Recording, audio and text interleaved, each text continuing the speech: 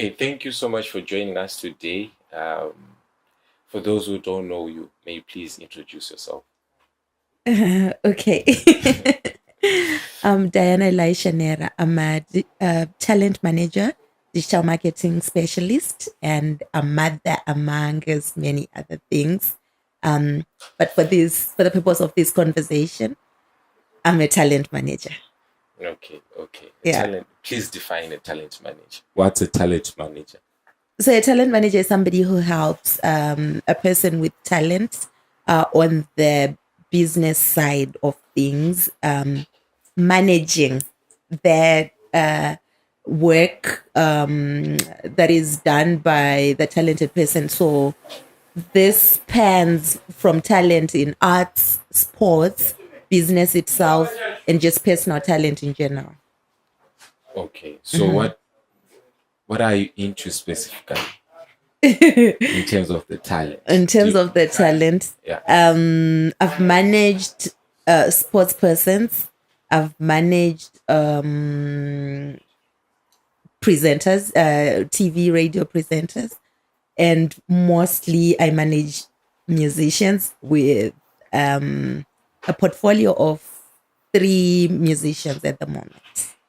Okay. And talking about the digital space and digital skills, how is it important in today's life for one person to have digital skills?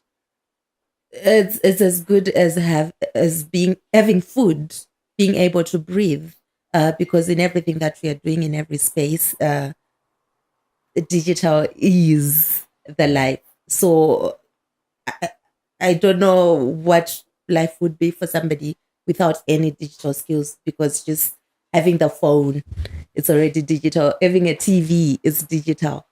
It is go from all the way from some personal challenges to probably myself and the talents, and then going all the way to economic challenges as well, which is mostly where, because if you need anything done, you need to have the right kind of resources, whether they are human resources or money resources. And sometimes even the human resources need you to be able to pay up for them. So that becomes difficult. And in terms of individuals, you're working with somebody else who has got their own life, probably in their 20s or 30s.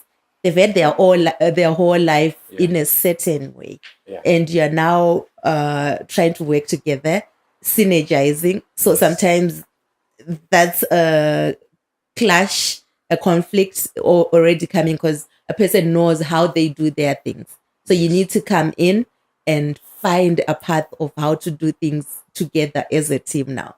So and there's also the issue of what I genuinely struggle with sometimes is mostly self-esteem in terms of the artist. So it's one thing creating what you need to create. It's another thing putting it out there and having other people actually consuming your content. Scary. And sometimes you're just scared that what if there is backlash? What if people don't like it? Sometimes people don't actually like it. True. When you're fortunate, they will tell you why they're not liking it. And then that becomes a way for you to fix it. Sometimes they don't even really say, they are just quiet. But then the uptake of whatever project you've put out is not so much. So you're left with yourself to try and figure out, okay, what exactly is happening? Why is it happening? How can we fix it? And it's so as a talent manager, sometimes you just want to hide and stop doing everything and stop putting stuff out there, because you also want to protect the talent, to say you don't want to kill their vibe altogether. But at the same time, you have to keep things moving. You have to convince them that this can happen. And then you also have to have so much confidence in your product and understand the market, the kind of market that will take your project. Sometimes you have to separate the market and find your niche to say, for this kind of project, this is who we need to for it to target. If we take it a different way, it may not work out. So those challenges, I think I call them growing pains, if they're taken well. But then if they're not taken well at the same time, they can be what slows down everything, Process. because you don't want your talent to then feel it's not It's okay for not me to working. then Yeah. put out work because people won't like it. You want them to keep on putting out work until that hit Okay. happens, whether it's music, whether it's film or anything else. Okay. And I'm looking at new creatives, new voices, new creatives in a nutshell. Mhm. Are corporates or brands interested in assisting or being part of these new faces, new images that are coming up? Um, that's a bit of a complex issue, and it also depends on the kind of corporate and their initiatives in terms of working with creatives. Sometimes you find that a corporate has a particular initiative where they're targeting up and coming creatives and they need to grow with them, help with the development, etc. Sometimes they are past that stage. You're only talking to a marketing department who have got goals and targets and objectives. Yes. So they will obviously go on the market and look at the most happening creative in terms of the brand Yes. appeal, in terms of the following, and in terms of probably like ability in the market, so that they get to the end of what they're doing faster than if they start developing and growing with the artist. So generally, we have more on our scene in Zimbabwe. We have more of the latter that I described. Most of the corporates are just looking for marketing, and Okay. the artists and the creatives become the tools that are used for them to reach their goals. So if they go to the most trending artists at that time, probably make them way make that artist Yes. wear their branded match, Yeah. and the word goes out faster. So can safely say that corporates need creatives to propel their message or reach a bigger audience. Oh yes, definitely. That part, you can't argue about it. Whether they actually put it like that or not, that's another thing. But what's definite is, if we look at the scene, if we look right now today, if we go on the social media platforms and we look at the number of corporates that are using one creative in one way or another, Yeah. it will show you that the need is there to use the artist. It's how the relationship then Builds. rolls out, that that then determines whether. So from my personal experience, it has been, we are that billboard that sometimes, when you do a billboard, the cost and everything goes into the installation. Yes. Then you put the billboard and everybody goes home. Yes. Then there is no maintenance. It's not like it's a plant that you need to come and And pour water. water on so that it grows. That's how we feel as artists most of the time, because then whatever happens there, if the wind comes, the billboard has to brave the wind on its own. If the rain comes, if the cold, the sun is scorched there on its own. But the corporate will be feeling like, okay, as long as our billboard is out there and people are seeing it. So that's how it feels most of the time. I'm still to be privileged enough to encounter an organization locally that will be willing to go through the development with the artist in a real way. Because mostly with the just like with the billboard, is the monthly fee. Which, if you know how these things go, the monthly fee is actually much, much, much lower than probably at the installation. Yes. But then the message remains, the impact remains, and the more a billboard stays there, the more returns the marketer, the corporate is getting from the same billboard. So that's how it feels. I've felt like sometimes we as artists actually sponsor the big corporations, yet we can't afford it. Because when, for example, you're negotiated down, it doesn't mean that whatever it is that you're going to be doing is not valued. It's only that you're taking care of the value yourself. So you are actually, it's like you going to a big company and saying, I'm going to be sponsoring you $500. But that's probably the only $500 that you have in a while. And you need it much more than them. So it's a conversation that needs to be had. It's a dynamic where there is need for understanding from both sides in Yes. terms of need and development. And by development, by the way, we're not saying then the corporate has to come and Yeah. do all the dirty work for the artists, because already for them to get the attention of that particular creative, it means that a lot of things are going right. So it's from there. How can we make the life of the creative better? How can we make the brand of the creative better? As we, as a corporate, get our own value that we need from that same person.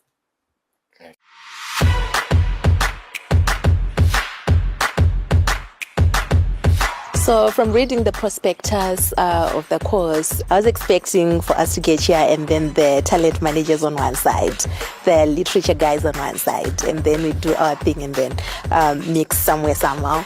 But surprisingly, we are all sitting on one place and talking one language and understanding each other at the same time. So, wow. I didn't know we were going to be doing this stuff because I was like totally open-minded. So I didn't know we were going to be studying about how to make your craft a business, how to handle money, how to handle people. And it's really opened my eyes in how I can use my craft to make money instead of just being just an artist or just an animator. And so I learned how I can use my words and like even my brand to let people know what I do before I'm in the room.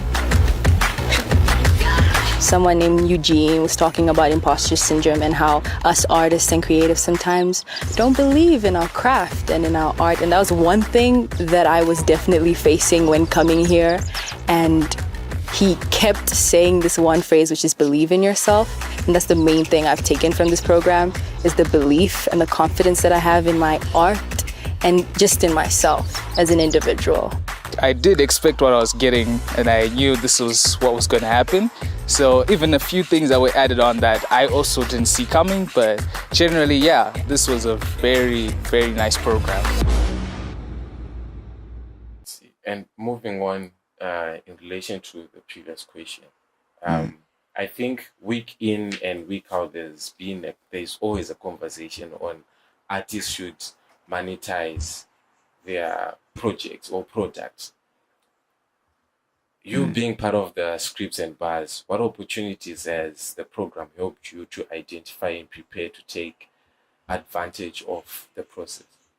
So our first workshops that we had as a collective, what I found quite fascinating about that is we were all put in together into one big room, the different creatives. I didn't know anything about animation and comic book writing and all that stuff. Yeah. But we were put together with guys who do that. We had musicians, producers, DJs, and everybody. And those conversations on how to charge came up a lot. And we were quite equipped on how one can actually, first of all, create work good enough for them to put on the market. And then when the work is on the market, how to cost. And then from there, the different platforms where one can then distribute their work, because the success of any product manufacturing business is in the distribution and the sales, and then the marketing comes in and the conversion happens, and there is the money that comes in.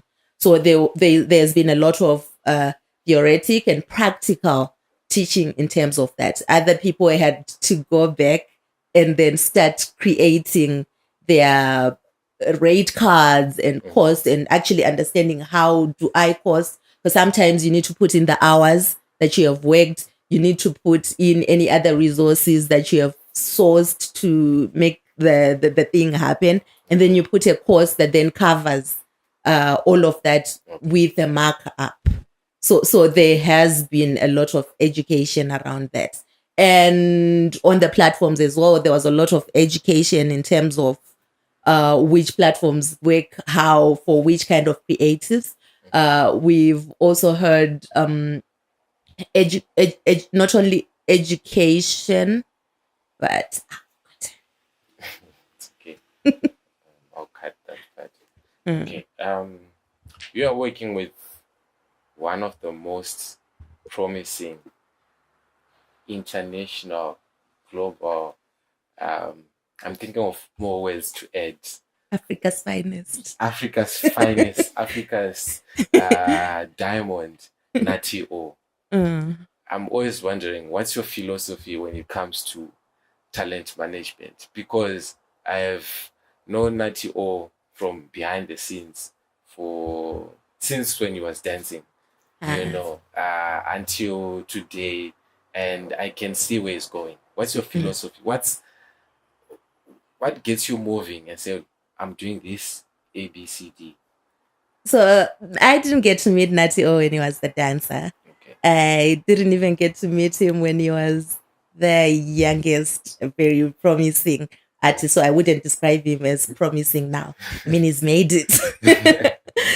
Yeah, but to answer you, what really pushes me when I first met him, I was introduced to I first heard his music. It was in a what is it called? A rhythm.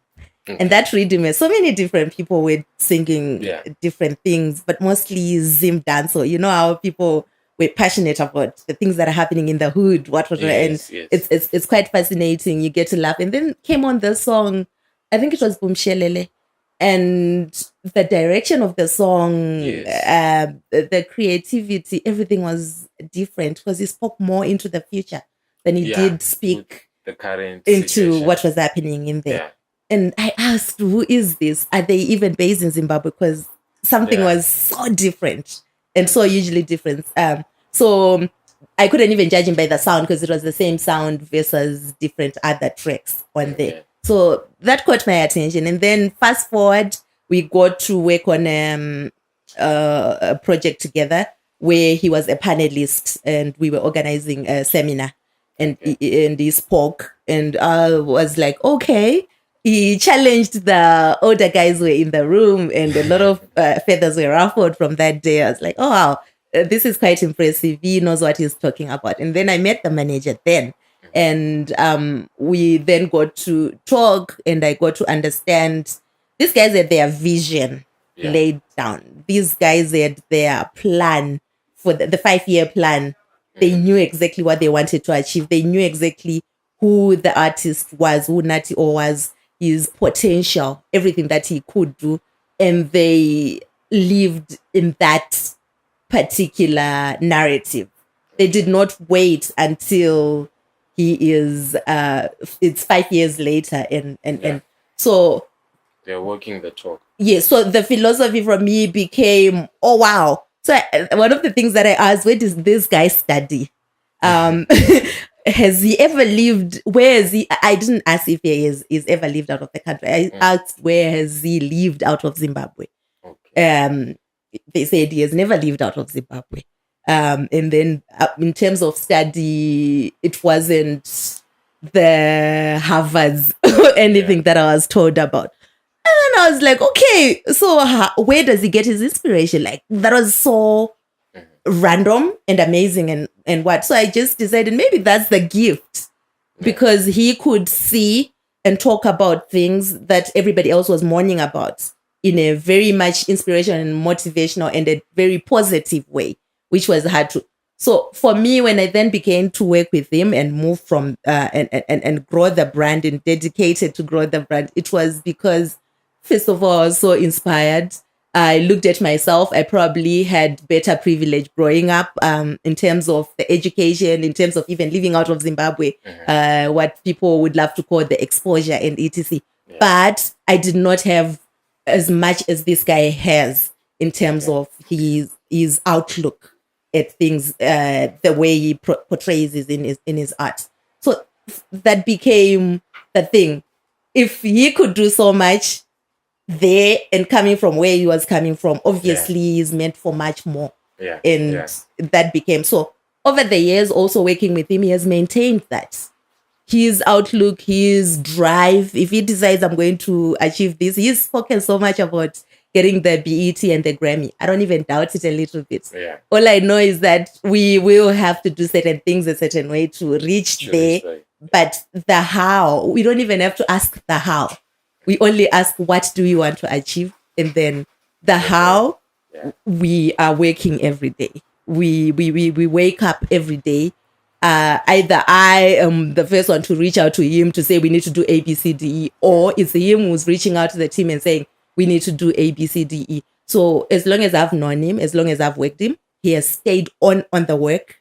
He has driven, he has gone out there and sourced for funding and resources, whether they are people, whether they are what, on his own, whilst the team is also doing what they're doing. And then we merge all that effort together.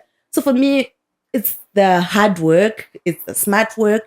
When the resources started also coming as the brand grew, that made the work a little bit easier and better.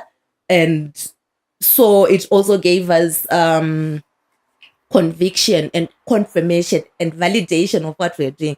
But now we are more confirmed that this thing actually works and it actually moves. So whatever it is that you want to achieve, you have to yourself, as the artist or as the talent manager, go out there and do deliberate things to actually want to achieve them. Mostly, you may not reach certain stages at certain times. Sometimes it may look like you're failing, but then the strides that you will have been made. The bricks will have been laid. So you're already going up whichever way.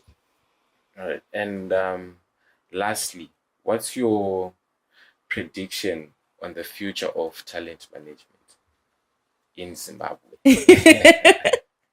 The future is here. We are here, and we are in our different ways, because at the end of the day, it really depends on the talent that you're managing, because each talent is very different, very unique. And so it's hard to say there's a one size fits all to how you approach the talent management. And I know there are different people in different spaces, those that are known and those that are not yet known, who are doing so much in managing the artists in their different ways. Talent management is growing. Talent management has been there. Yeah. We may not have known it and nor labeled it the way it is, but there's always been, if you look at any talent, there are always people around them who are mentoring them, supporting them, and pushing them to achieve what they want to do. So what I would love to see, though, is a bit more support, recognition, and also these kind of work programs like the Scripts and Bars, where a lot more structured support is given. Because personally, there are things that I did because I just knew I had to do that without particularly knowing what exactly am I doing, what does it mean in the grand scheme of things, or in the textbook, what exactly is it. And there were times when I felt I would have done better, or it would have been easier if I didn't have to go to Google and search for everything. If there was a textbook, so to speak, which would just show me the ways of how to do this, how to do that, especially when it comes to managing success. So growing is not the hard part, because you're hungry, you're working, and it's like when the clouds are full of rain, definitely they will fall. If a woman is pregnant at 9 months, she will give birth. So there is that. But once now the rain has fallen, the baby has come. How do you take care of the baby? And how do you maintain certain levels of success reached?